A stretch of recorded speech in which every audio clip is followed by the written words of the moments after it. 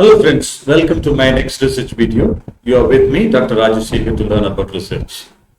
Today, I'll be talking about how journals are accepted and removed from Scopus. Because if you have not known what is Scopus, please watch the video I have given in the description link. Where? Here, there. Just there. Just you click it and you'll be able to see what is Scopus and how it works and all those things. And come, let's get started.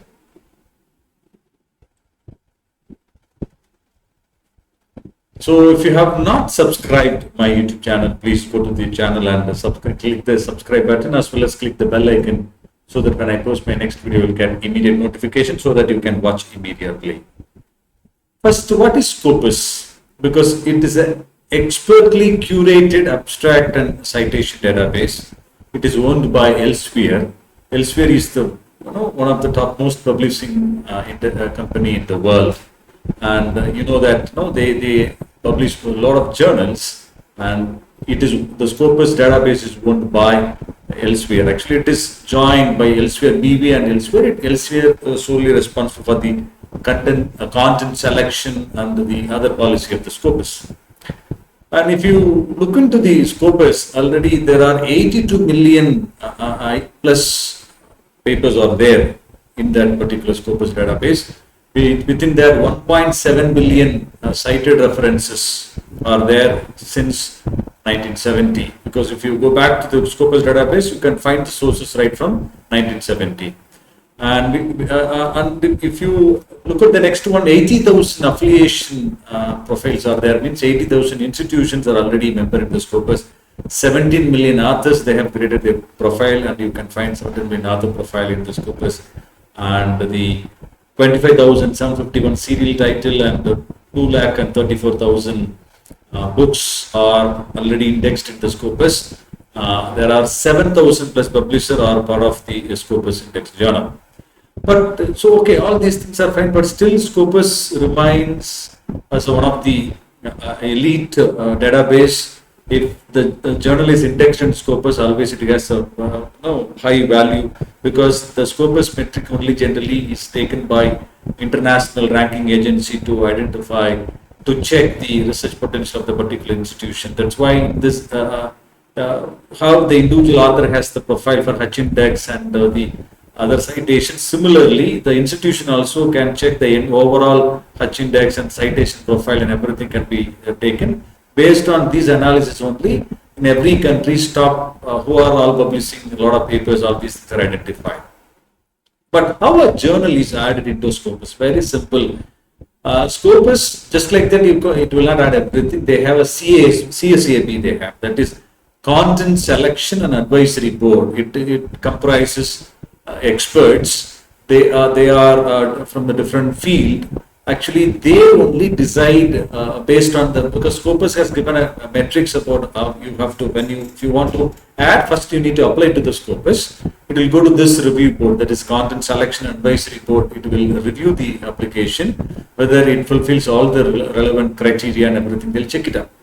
And if you submit to them, probably every quarterly they'll be revising it, but nowadays they are adding in every month new journals are added as well as journals are removed.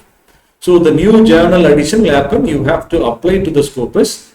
The applying metrics are available in the Scopus website. You have to download and you have to apply it, and they'll review your standard, whether your journal maintains the standard the Scopus requires. Then they'll add you into the Scopus, number one.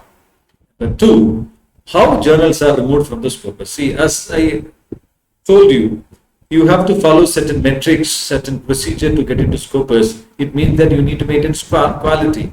The same quality, when it is deviated or violated, obviously the Scopus will give you the warning notice to a particular journal, and still they don't mind about the warning. Still they are going with the too much of publication. Generally, what are the way they'll remove? One thing is publishing too many articles. They don't follow any peer review process. There is no quality is maintained. The citation is very, very, very, very less, so they don't find any citation. In that way, they may give certain warning to the journal, and they'll ask them to go ahead with the process. Proper metrics they need to follow. Still, if they don't follow, then after the showcase notice, they'll remove them from the Scopus database.